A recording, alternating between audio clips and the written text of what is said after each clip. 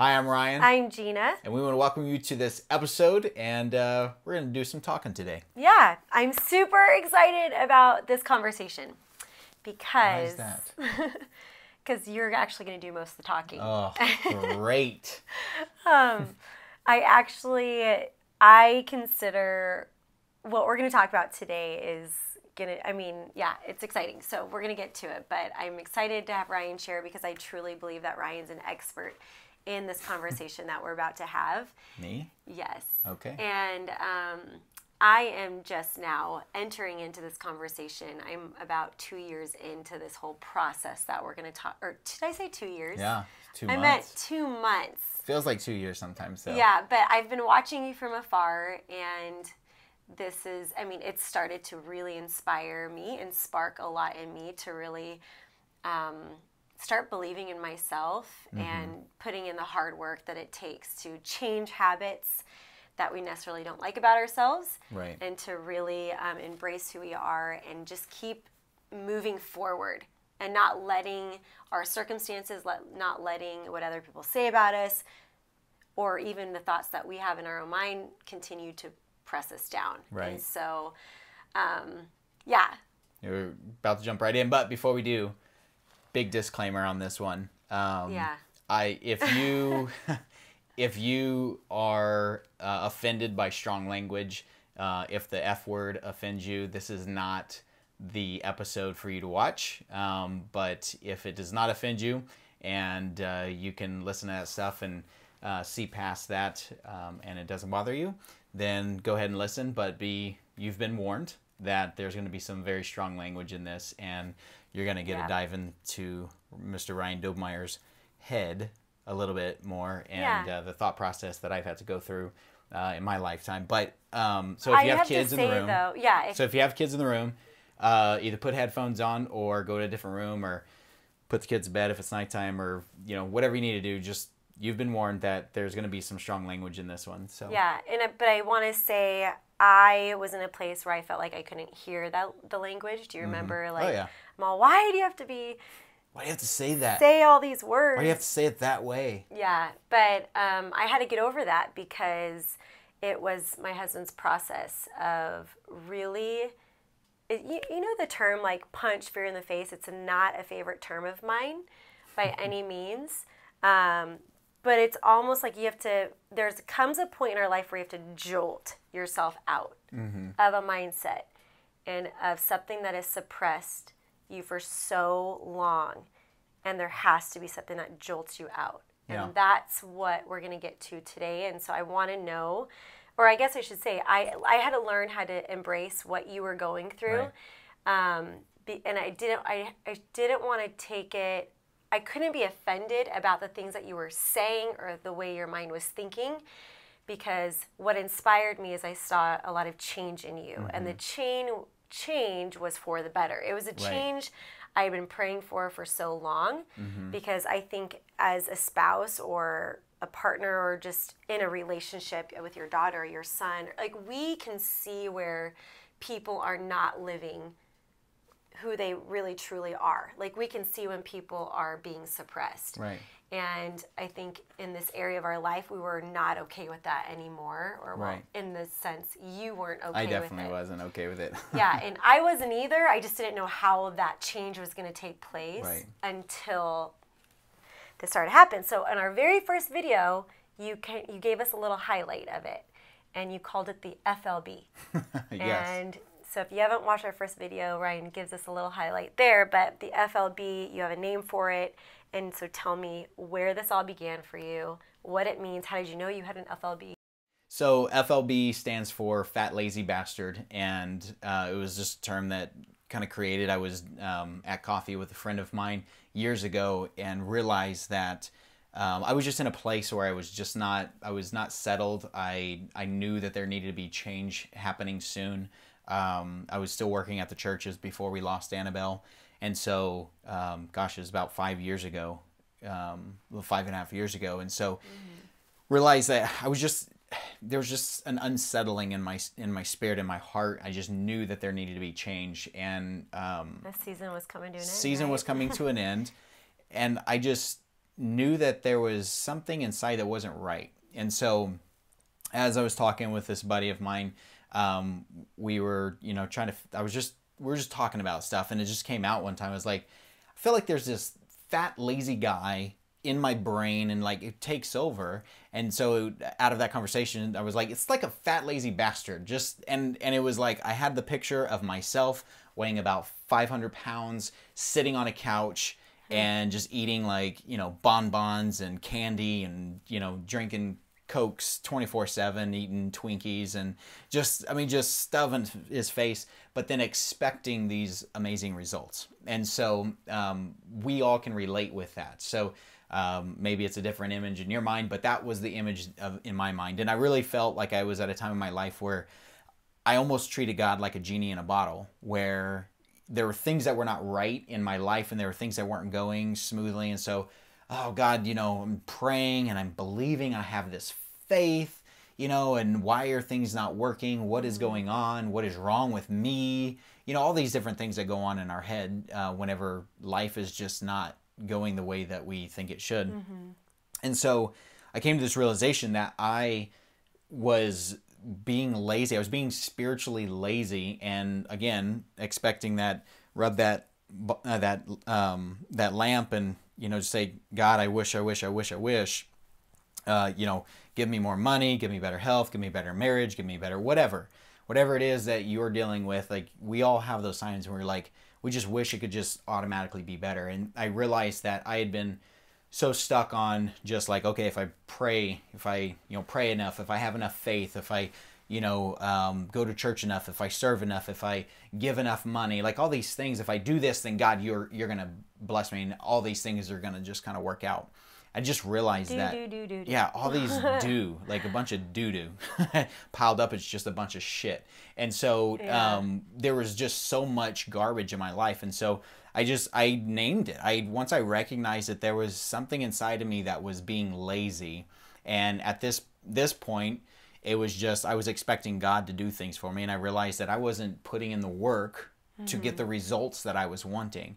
I was praying, I was doing all these spiritual things that I thought would just earn me, magically more money, better relationship, whatever it may be.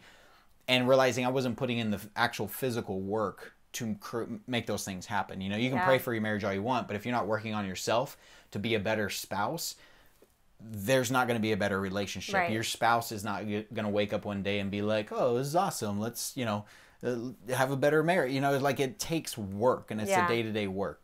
So we could do this in any area. Like, we could sit and tell you to look at yourself in the mirror, put daily affirmations, post them everywhere on your mirrors, above your headboard. And again, that plays a part, and that's all it's just it's a part. And it is not the key to the success. Yeah. It is a part of the success. There's multiple keys to having success in life, and success in any area. And I'm not just talking about money. I'm talking about success of having a good mindset, having better control of your emotions, success in your relationship with your spouse, success in relationship with your kids, relationship with your parents, whatever it may be. And so that fat, lazy bastard, or go ahead. I was going to say something really, it just hit me that when you've talked to somebody who's exhausted every avenue, I sometimes want, and I've had to say this to myself, just stop doing. Right. Just stop trying.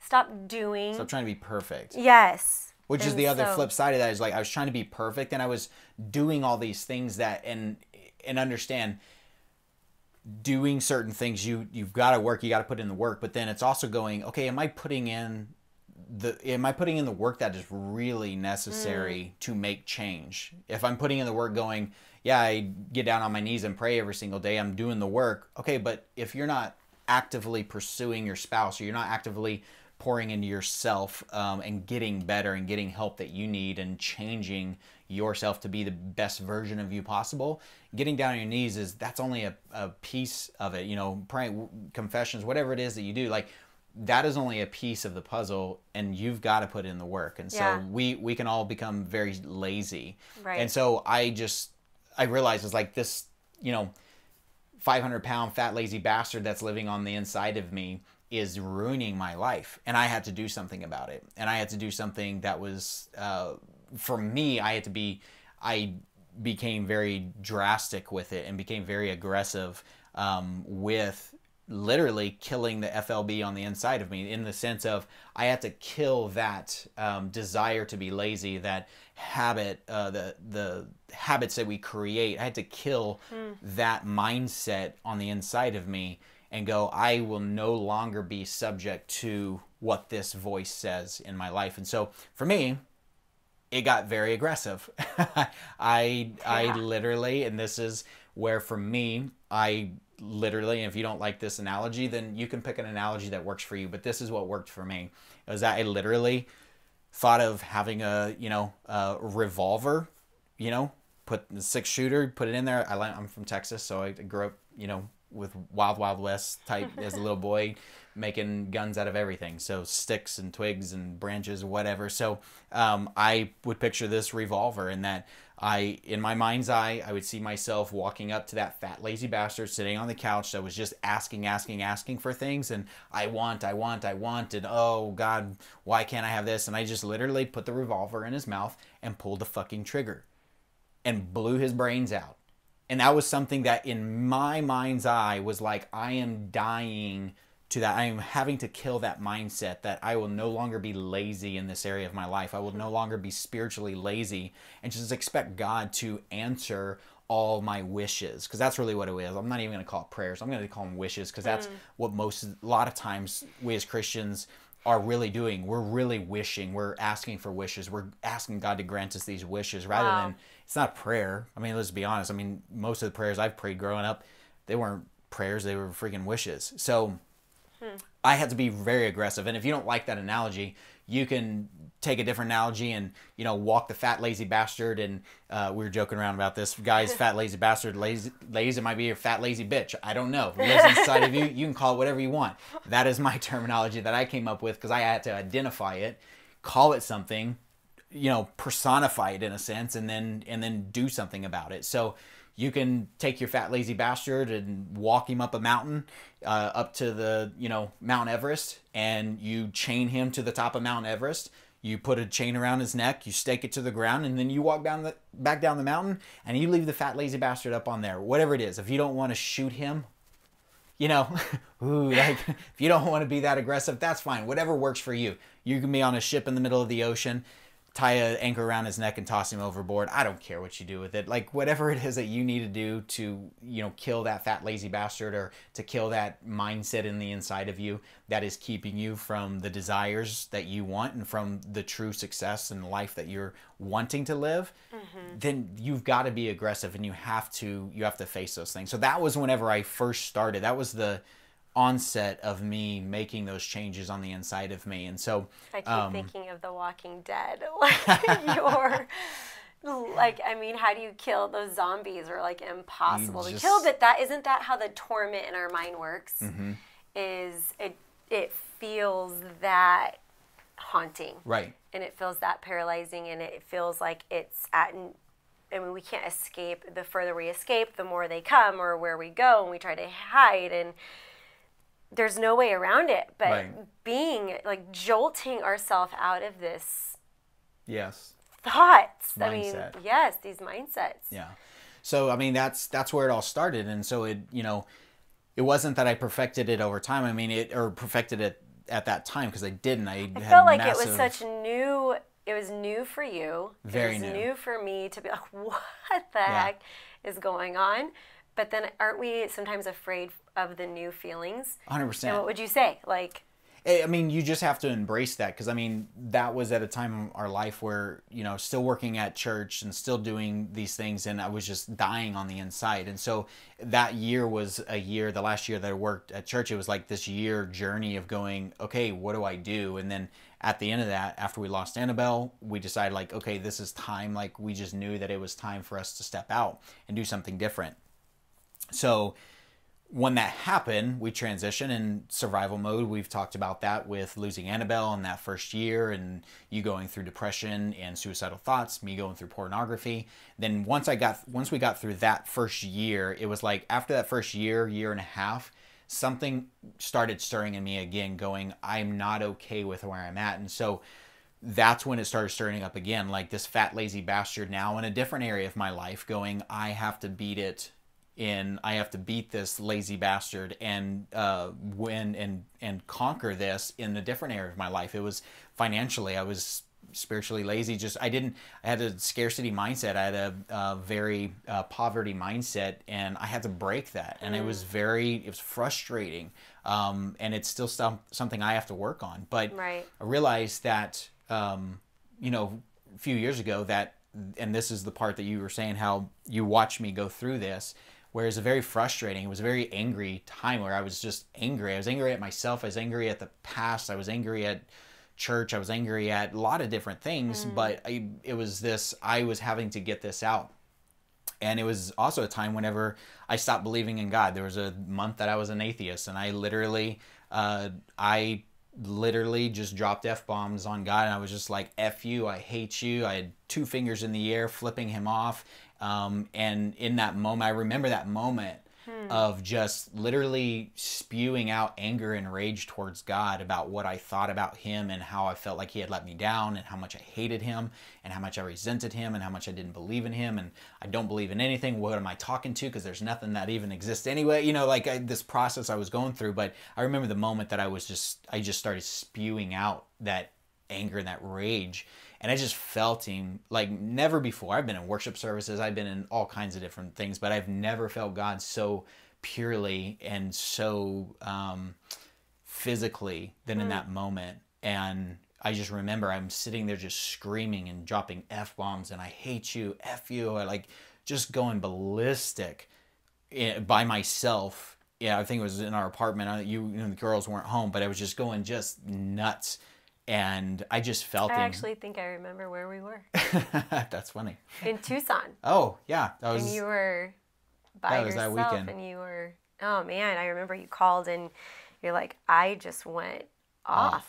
And I'm like, I don't even know. Like, I felt like I did not know you, but I knew you had to go through this. But yeah, so in that moment of me just screaming at God and cursing at him, it was like I could see in my mind's eye as I'm doing this, I just saw God just walking towards me.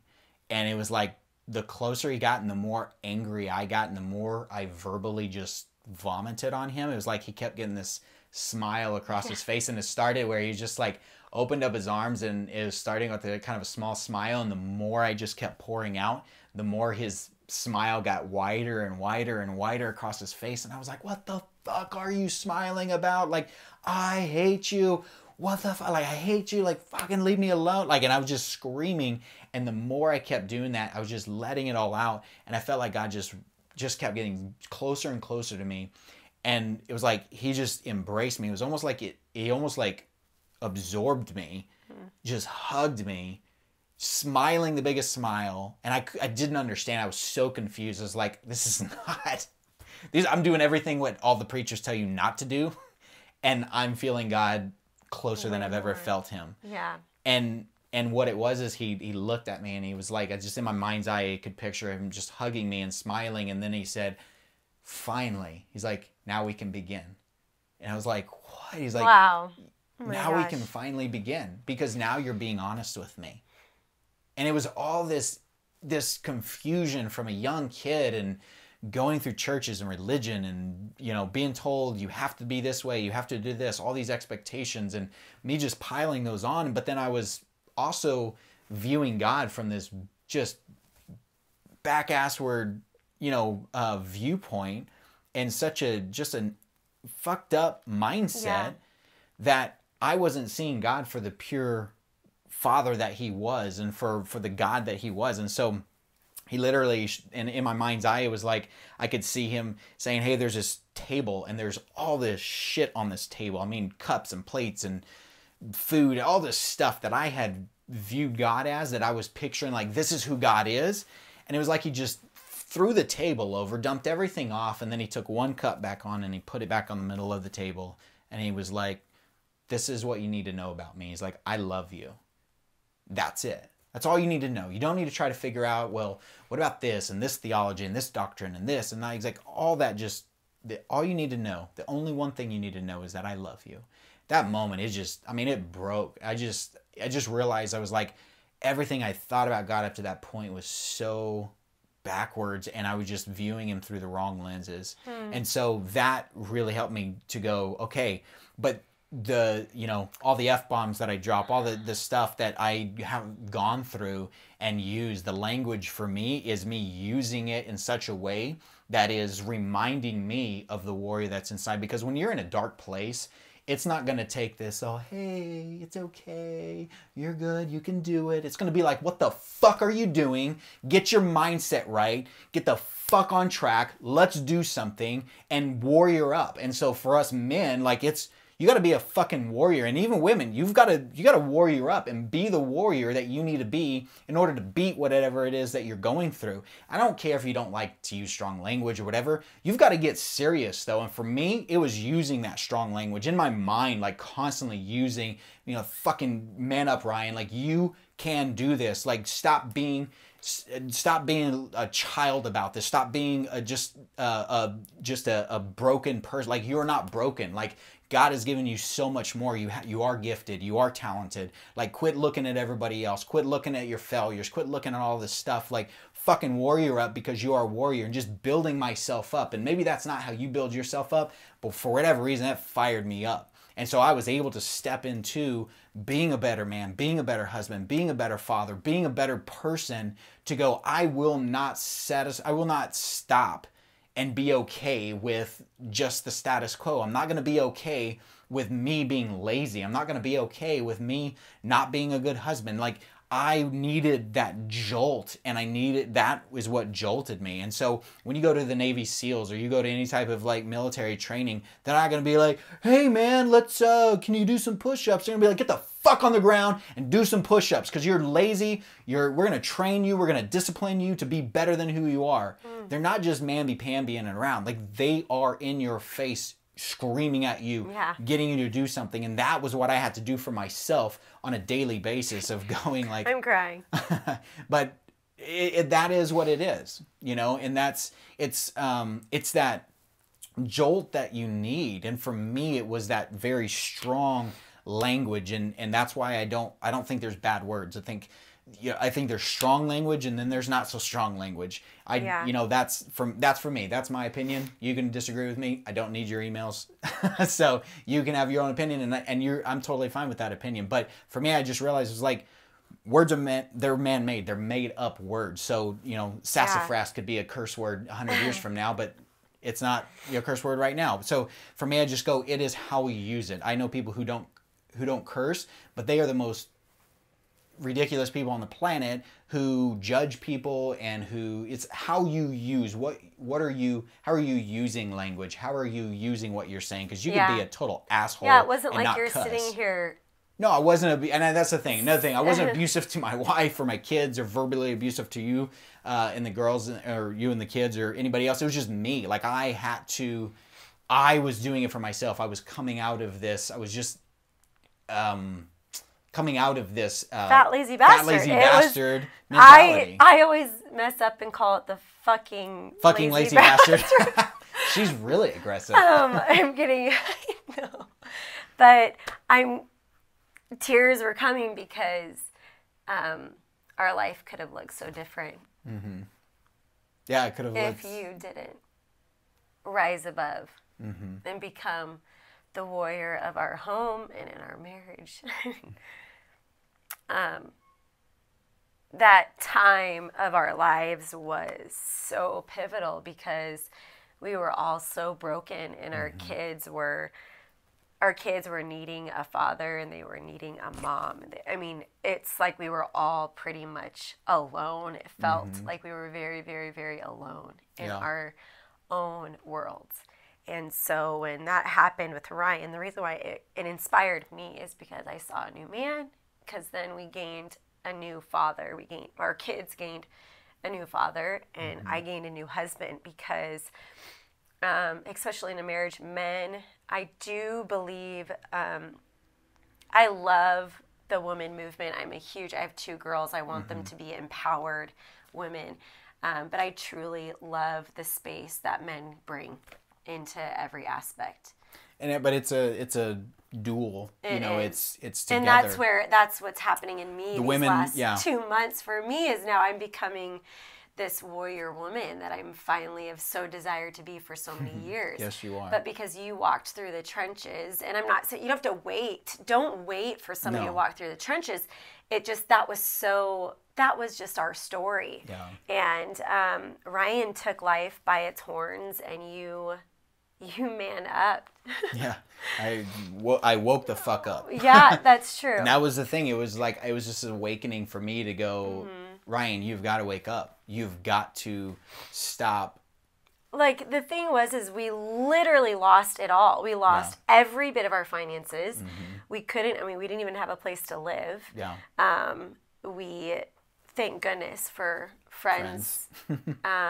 And the support, because what a rough place to be. And there are so many people in that. I feel it right now. There's just so many people living in that space. Yeah. And my heart goes out to you, but I want this to be hope. I want this to bring hope and light, that you will get through the hard times. How did you identify, like, I'm here, it's now, it's like, how did you know? Yeah, like...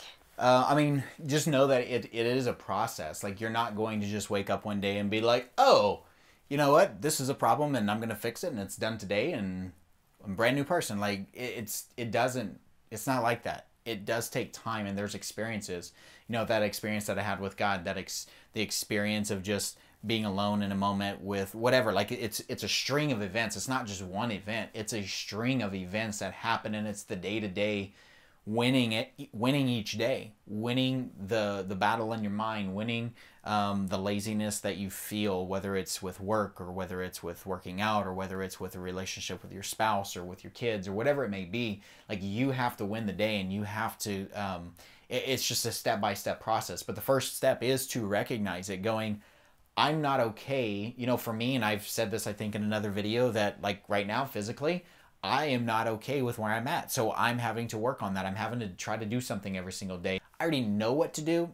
Now it's just a matter of doing it. Most of the time, I feel like that is where everybody's at, is we know what to do, but yet we don't do it. Yes. And so it's waking up to do the things that we know to do. Right. And so there is a voice on the inside of us that pounds on us day in and day out. It's just sitting there knocking, hey, like, when are you going to listen? Yeah, when are you going to fucking listen? And Hello? You did. And you listened, and it took it.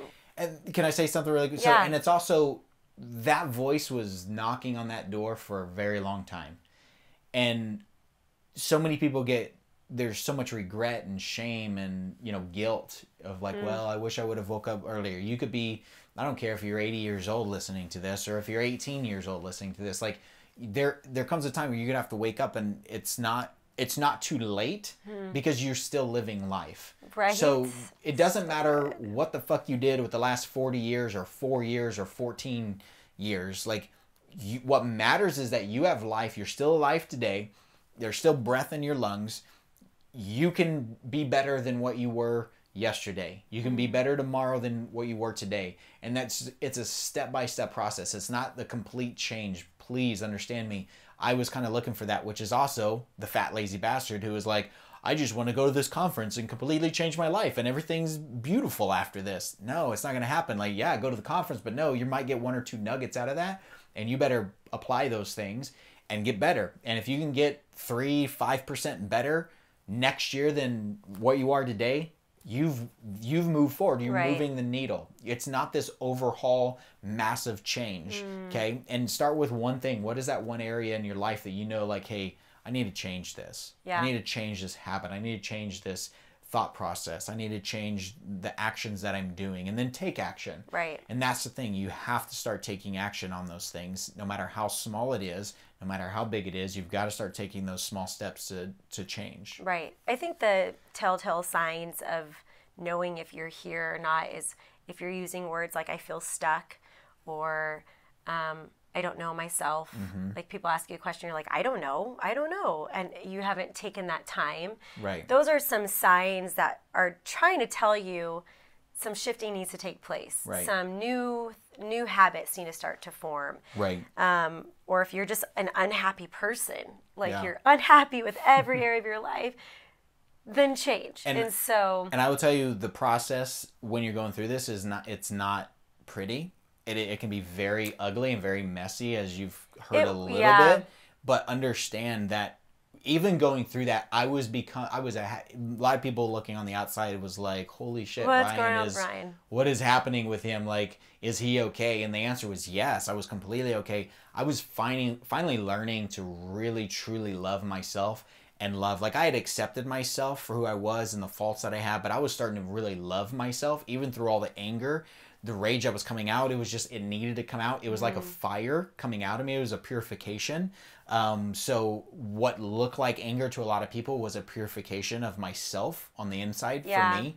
And I didn't give a shit what it looked like on the outside, because I needed to go through that refinement. I needed to go through that fire. Right. And still am working through that. But the good thing is that out of that, and it looked messy and it was ugly, but I was very happy with myself. I was way happier with myself. So, and I feel like that's what I felt. That's why instead of getting like all stuck in this, oh my God. Yeah, you didn't like it at first. Yeah.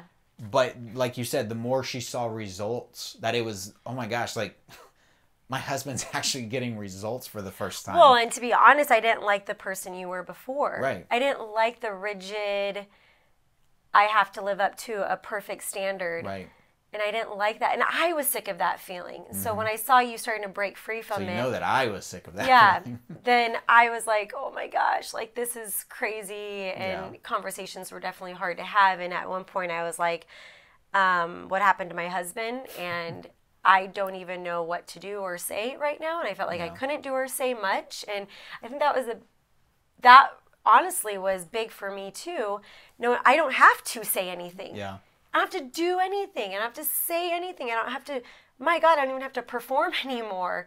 What a load it took off of me to not have to feel like I have to fix or control a situation that we are both kind of fine-tuning, like just being a human again. Our desire is that you live life to the absolute fullest.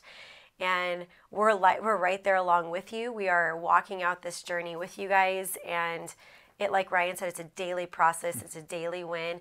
And our biggest, I think, takeaway is to not be afraid of the process. And so, yes, there are some new feelings that come up. There's some new language and ways, but it should. And this isn't, again, our process is not maybe your process. And so don't just all of a sudden go and start dropping F-bombs just because you're like, well, Ryan said, like, no, that was my process. And that was something that was inside of me that was coming out. That was like, I was using that tool. Can I just have you share a story just really quick? What I love about this story is a friend took you out on a mountain. Yes. And he took you on a hike and he saw something in you. And he said his business was getting way too busy in real estate. And he was like, all I could think about is Ryan Dobmeyer. Yeah. And it became your choice. Nobody held your hand through it. Yeah. But there was somebody that believed in you. And there was someone that took you out on a mountain. And you took that conversation and said, why not? I could help you, but why not me just get my license? And then it was, I don't know what to do. And then your friend saying, well, you know what? If you don't have money, go get a job. Dave Ramsey talks about go deliver pizzas. So I was like, all right. So yeah, it was that. And you got a job at Papa John's. You literally left. That was I called and got the job over the phone, showed up at Papa John's Pizza. And in the meantime, I went and got a job at a hamburger joint. And we started to begin. That we were worth it as a family to start. It was that hustle. There's something to be said about the hustle of just life, about hustling in life. And it wasn't even about just the money though. It was just this mindset. It was a mindset. I can do more. I could be more. Yeah. I could... Like, all of those things teach us something so important to carry on the dreams and desires. Because we are made for more. 100%. We all are. Yeah. And so you could be, I'm not saying we can handle more. Now, here's the thing. It's like this expansion. So the more you pour in and the more you continue to grow, it's like your vessel expands a little bit. So right now you can't hold this amount, but you can hold this amount. But it's a matter of doing a little bit more and a little bit more. It's just like a muscle. The more you do, the more it grows, the more it gets more dense, the more it can lift and all these things. So as you continue to expand, now I'm at a point in my life where I've expanded over, the last several years of growth and continual growth. Right. And not stopping that. And so just continuing to push forward. And as I've done that, now I've gotten to the point where I have 3 different businesses that I'm working on that I don't feel overwhelmed. Can it be stressful? Yes. Can it be taxing? Yes. But knowing like, okay, when taking some breaks, having family time, like having the time for you and I, and 3 businesses and then a podcast. So 4 different things, but I'm learning that I can expand and the smarter I start to work, the more I can continue to fill up that jar and that vessel, and it just keeps expanding myself more and more. I love this quote that I heard: when you focus on what you have, you expand. And I think that is what we did. We focused on, well, what do I have? I have 2 hands to work. I have 2 feet to walk. I have 2, we have each other. Yeah. We can do this. I have the ability to do this, so let's do this. Do it. Yeah. And then the expansion came. Because it's so easy to be like, well, I want that over there. Are you willing to walk over there and fucking get it? Right.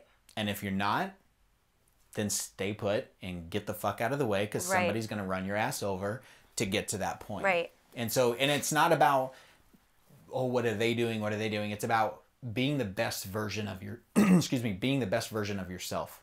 It's not about being better than anybody else, or, I'm in competition with my brother or my business partner or this person over here. It's like, you're going to be you. You have to figure out you. How do you work? How do you tick? But then how do you become the best version of yourself? That is what's going to make the difference. Right. And when you are constantly putting that in the forefront of your mind of, today I'm going to be the best version of myself, okay? And I'm going to be better. I'm going to be better than I was yesterday, but I'm not going to be as good as I am going to be tomorrow. I can't be. Right. But I'm going to be the best that I can be today. And that's all that anybody could ever ask of themselves. It's all anybody could ever ask of you. And so that's your family. I deserve it. I deserve to be the best version of myself. My wife, you deserve to have me be the best version of me. My kids deserve to have me be the best that I can be, so that I can be the best father to them. So right. We talked a little bit about that in our last episode. But I think we want to leave you guys with identifying what that is in your life. And so what is it that's holding you back? Is it a spiritual laziness? Is it your own thoughts? Is it the stories that you've created? Is it the job that you're at? Is it? Identify it. Is it the fat lazy bastard or the fat lazy bitch? Identify it, name it, and kill it. And so, right. Don't go and, we're all adults here. We know what we're talking about. The visual image, the mental image of you being that lazy person. Yeah. So we need a disclaimer on this one. Oh my God. Yes, we do. Anyways. But we really want to challenge you guys to really identify where you're at in life and really empower you that you can do it. Yeah. You can do it. Don't wait for somebody to do it for you, because nobody else can. That's why you're here. That's why you're still breathing. And so we hope that this inspired you guys today. And until next time. And remember, you're not alone.